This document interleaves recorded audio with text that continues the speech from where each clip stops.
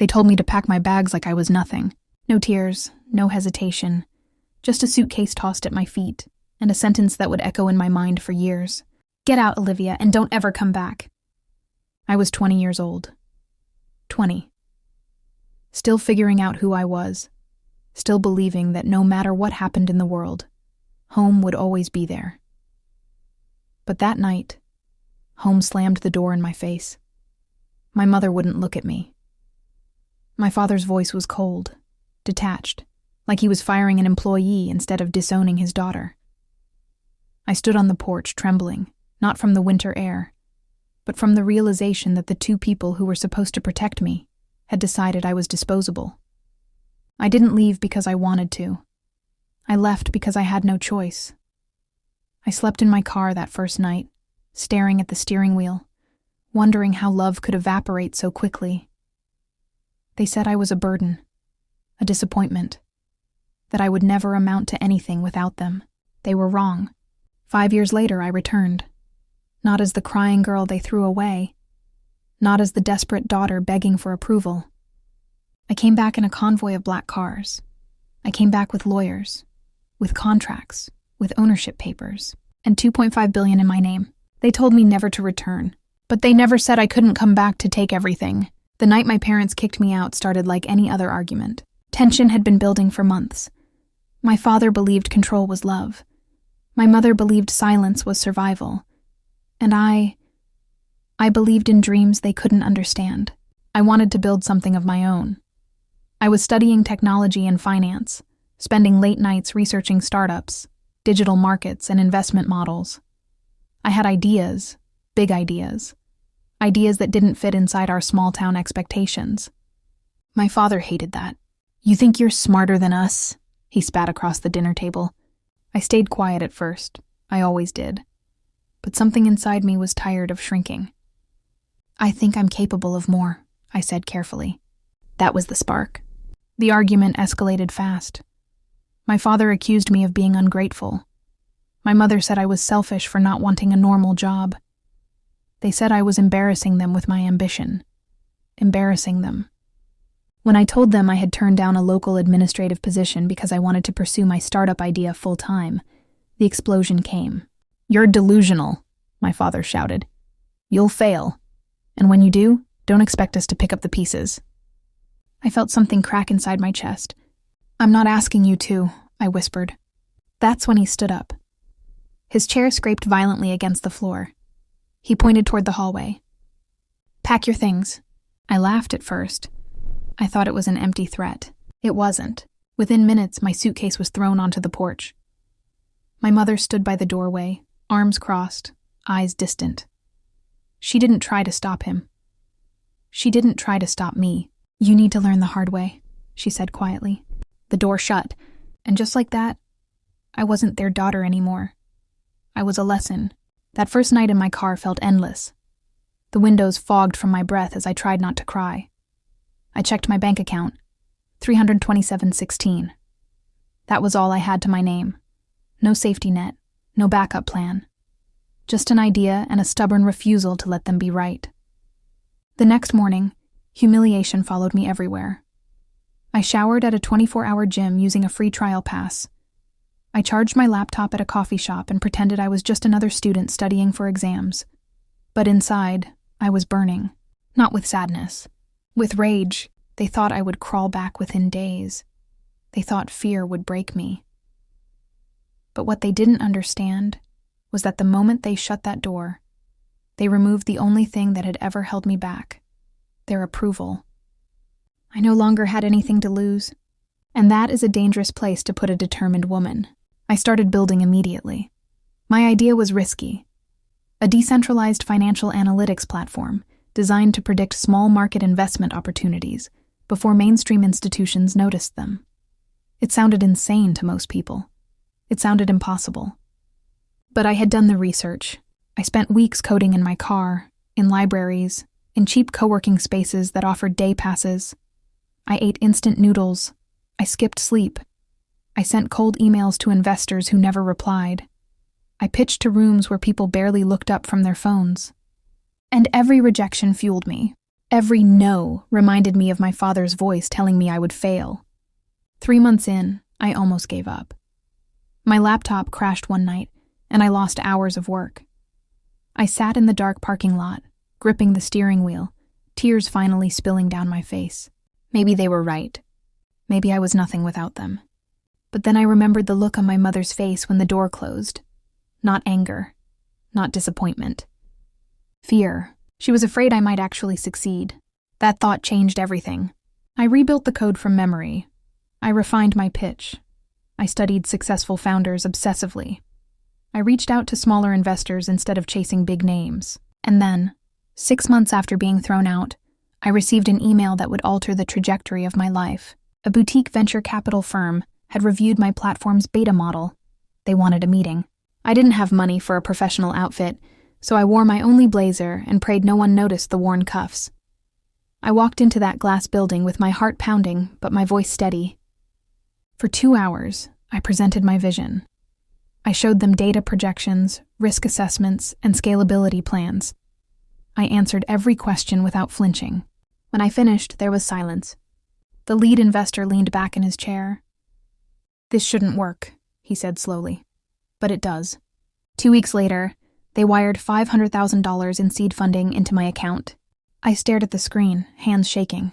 I was no longer the girl with 32716. I was a founder, and this was only the beginning. The first time I saw $500,000 sitting in my account, I didn't celebrate.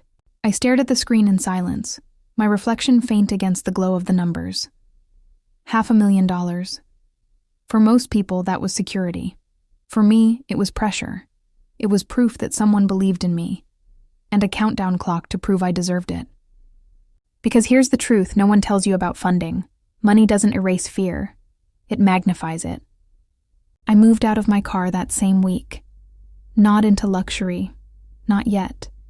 Just a modest studio apartment with white walls and creaky floors. But when I shut that door behind me, it felt different than the one my parents had slammed in my face. This door opened because of me. I hired 2 engineers, both older, both skeptical at first. I could see it in their eyes during our first meeting. A 20-year-old girl leading a fintech startup. They expected chaos. Instead, I gave them structure, timelines, vision. I worked harder than anyone in that room. I was the first in and the last out. I reviewed every line of code. I studied market shifts at 3 a.m. I learned negotiation tactics between coffee refills, and slowly the platform began to evolve. Our analytics system started predicting micro-investment trends with frightening accuracy. Small regional companies that no one paid attention to?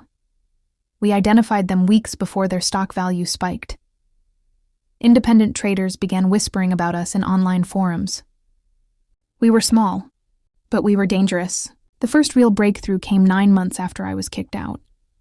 A mid-sized investment firm signed a partnership contract with us, integrating our analytics into their trading strategy. That deal alone tripled our valuation.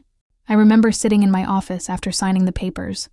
My hands rested on the desk, the same hands that once gripped a steering wheel in a freezing parking lot.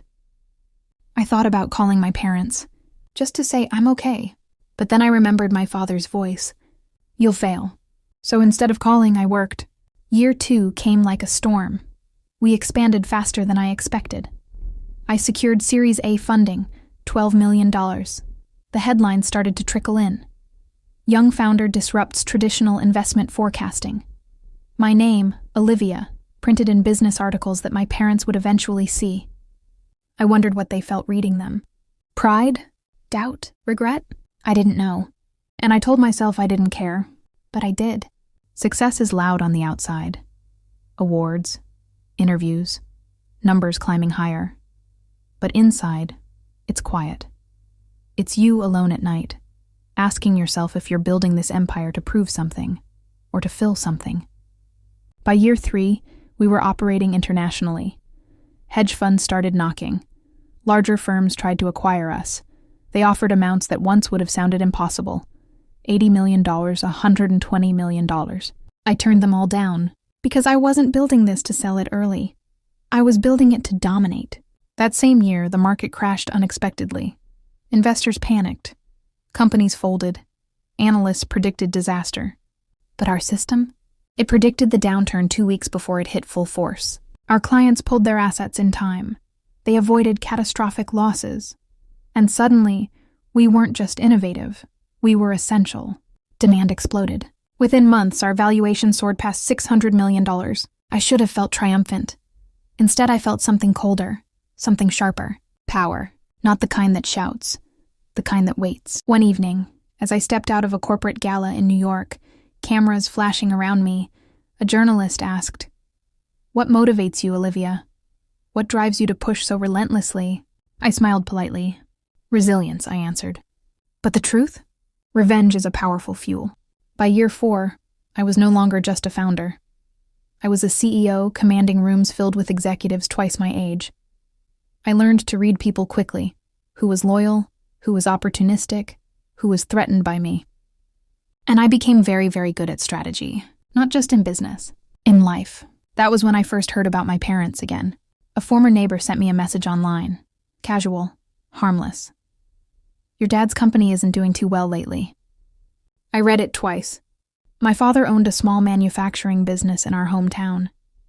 It had always been his pride. His proof that he was the provider, the authority, the one who knew how the world worked. Apparently, contracts were drying up.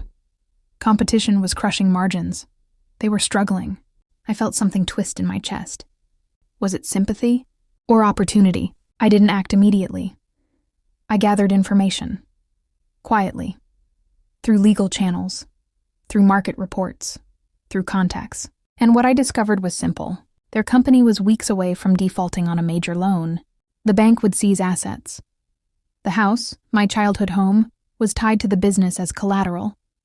The same house where I stood on the porch with a suitcase. The same porch where I was told never to return. I leaned back in my office chair, overlooking a skyline that glittered beneath me. My net worth had officially crossed $1.1 billion on paper due to new valuation rounds. Investors called me visionary. Media called me unstoppable. But in that moment, I was just a daughter remembering a closed door. I had 2 choices. Let the bank take everything, or step in. Not as Olivia the rejected child, but as Olivia the billionaire. And that's when an idea formed. Quiet, calculated, irreversible. I instructed my legal team to prepare a private acquisition offer. Not under my personal name. Under one of my holding companies. Clean, professional, emotionless. If they accepted, I wouldn't just save the business. I would own it. I stared out at the city lights and whispered the words they once said to me. "Don't ever come back." Oh, I was coming back. But this time, I wouldn't be asking for permission. The day I returned to my hometown, the air felt heavier than I remembered. The streets hadn't changed much. The same cracked sidewalks. The same corner coffee shop where I once bought a $1 muffin because it was all I could afford. But everything felt smaller somehow. Not because it had shrunk, but because I had grown. I wasn't the girl they threw onto the curb anymore. I was someone else entirely. Someone they wouldn't recognize. Until it was too late. I parked my sleek black car 2 blocks from my parents' house. I didn't want a spectacle. Not yet. I wanted control, observation, strategy. I walked the familiar streets, in a modest coat blending in, taking in every detail. The faded paint on their home. The quiet hum of the neighborhood. The small store that had been my refuge when I had nowhere else to go. Nostalgia and fury swirled together. A cocktail that made my hands itch for the first real move. The first step was indirect. I didn't storm in and announce my success. I had learned early that revenge works best when it's calculated. Invisible at first, but inevitable. I started by quietly purchasing some of the local suppliers their business relied on. Just enough to hold leverage. Small stakes, barely noticeable. They didn't suspect a thing. I built my network of legal and financial contacts silently, ensuring that no one could trace it back to me. I remember standing outside their office one morning, watching my father's silhouette through the glass. The man who had once pointed his finger at me like a judge, like I was a criminal. The man who had told me I was nothing, sat hunched over papers, worried lines etched across his forehead. My mother walked past, a basket of laundry in her arms, still unaware that her world was about to shift. For years, they had relied on the illusion that their decisions had power over me. Now the illusion would shatter. I made my first move through a formal letter, sent anonymously. It was precise, professional, calculated. It outlined that their company was eligible for acquisition under certain financial terms.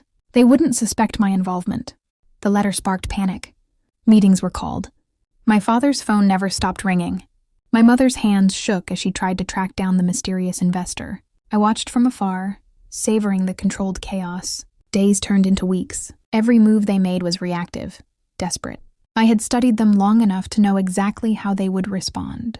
I had anticipated their pride, their stubbornness, their unwillingness to ask for help from the outside, and I had prepared accordingly. Every deal I had orchestrated, every investment I had placed, was a step toward reclaiming not just financial power, but a sense of poetic justice. Then came the final meeting. My father, oblivious to my identity, sat across from the boardroom table, sweating, tension visible in his posture. The acquisition offer was fair on paper, presented by my lawyer as a third-party investor. They couldn't resist. The company was saved, but it came at a cost. The controlling shares would eventually be mine. My heart raced as I watched the contract being signed, each signature bringing me closer to the culmination of years of planning. But I didn't reveal myself yet, not at the moment of victory.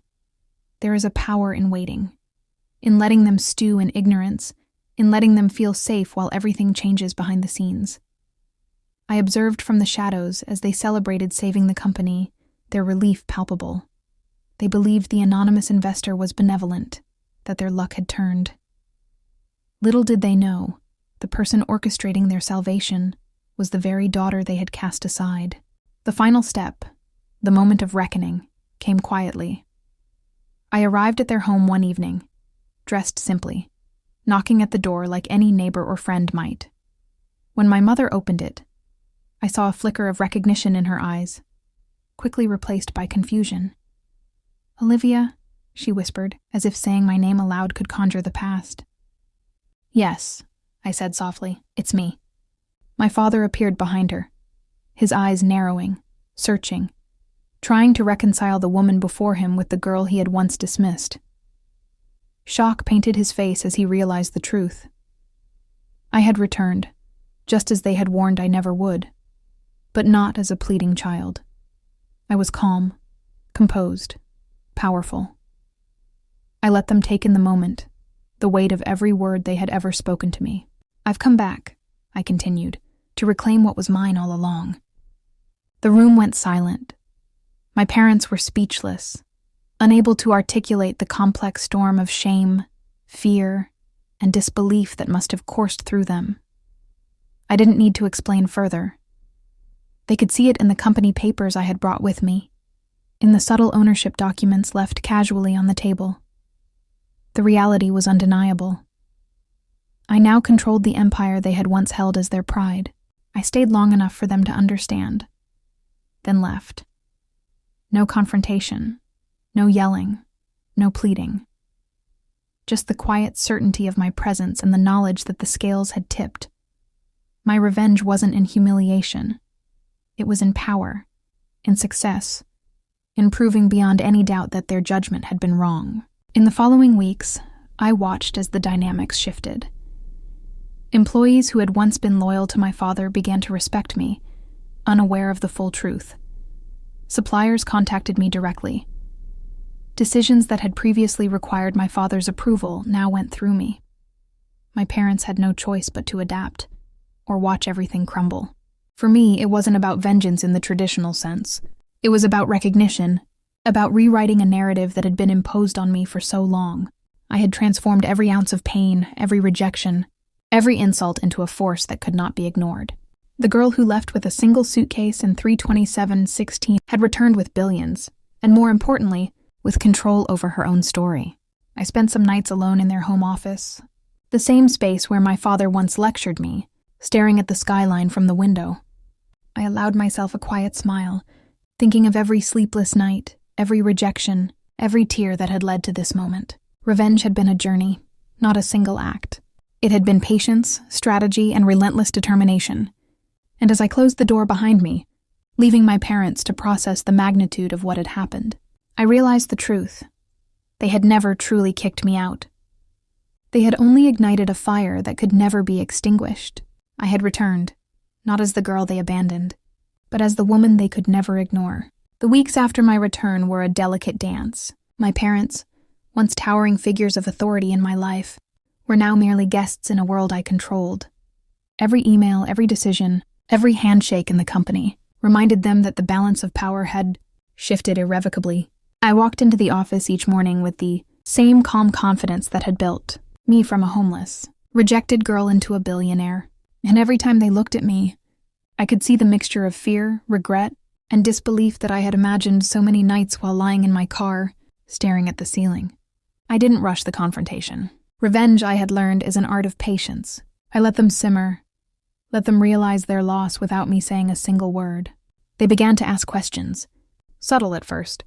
Who approved the deal with the new investor? Why did the suppliers bypass me? Each inquiry was carefully answered truthfully, yet leaving out the most important detail. It was all orchestrated by me.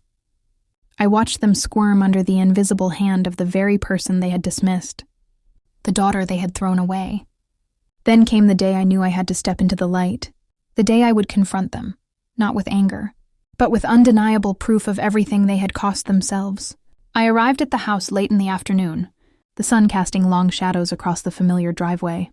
My parents were sitting in the living room, nervously sipping tea, waiting, I could sense it, for an apology, for reconciliation, for some sign that I had softened.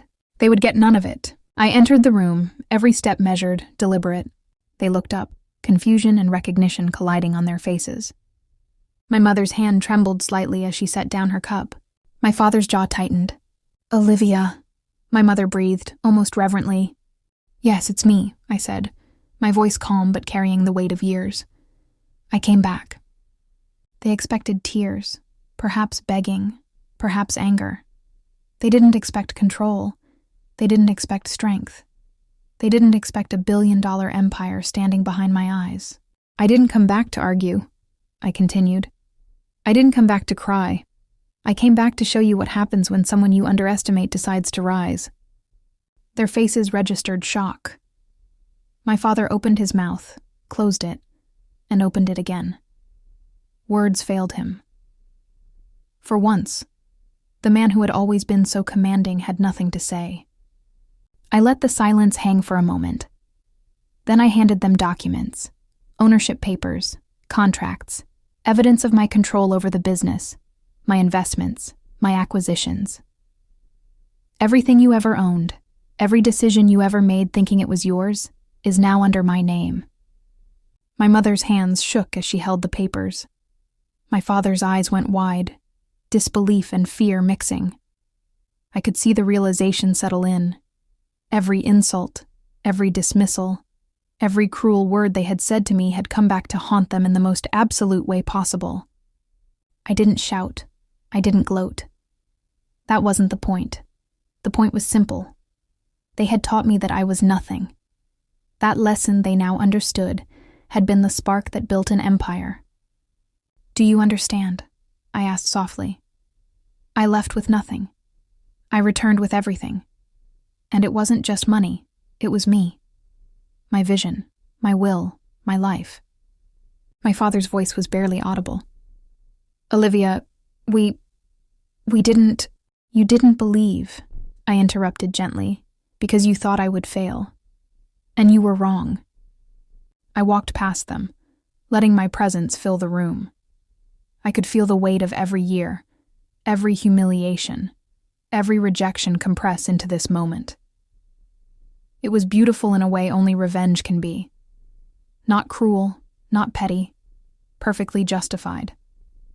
Over the next few days, I began integrating my parents into the business, not as leaders, but as observers. They were allowed insight, limited access, and no real authority. Every meeting, every decision, reminded them that the girl they had cast aside now dictated the future. The irony was exquisite. The pride they had once claimed for themselves was now mine, stolen without malice, but with precision. And then came the day they finally spoke to me directly, without lawyers, without intermediaries. My father admitted it. He admitted he had been wrong. My mother, teary-eyed, whispered that they had never imagined I could accomplish what I did. They had underestimated me. And in that moment, I realized something. Revenge isn't just about power or money. It's about closure. It's about showing that the story they tried to write for you can be rewritten by your own hand. I didn't allow resentment to linger. I wasn't cruel. I was fair, decisive, and unstoppable. I had proven that the world can't define you, that the people who claim to love you can't hold you back if you refuse to stay small. I had learned how to transform betrayal into strength, rejection into empire, pain into triumph. And now, standing in my parents' living room, I felt a calm satisfaction that no wealth could replicate, the satisfaction of knowing I had risen above their doubt, their fear, their rejection. By the end of that week, the company was fully under my control. The neighborhood knew I had returned not as the girl who was kicked out, but as a force to be reckoned with. Employees whispered stories of the young billionaire who had built an empire from nothing. Suppliers and investors spoke of my precision, my vision, my resilience. And my parents? They had learned the hardest lesson life can teach. Never underestimate someone you've cast aside. I left that town quietly, returning to my life in the city. The empire I had built humming beneath my fingertips. I drove past the old streets, the corner stores, the house where it all began, and smiled. This wasn't just revenge. It was transformation. It was reclamation. It was the proof that no one, not even the people who once gave you life, can dictate your destiny. And as I looked forward, knowing that nothing could stop me, I thought of the countless others who had been cast aside, underestimated and ignored. To anyone watching this story unfold, strength grows in adversity. Power is forged in patience. And revenge, true cinematic, satisfying revenge, is about rising, not destroying. I had left with nothing. I returned with everything. And now I owned my story. If you enjoyed this journey of ultimate revenge, please subscribe to the channel Revenge Thoughts for more stories.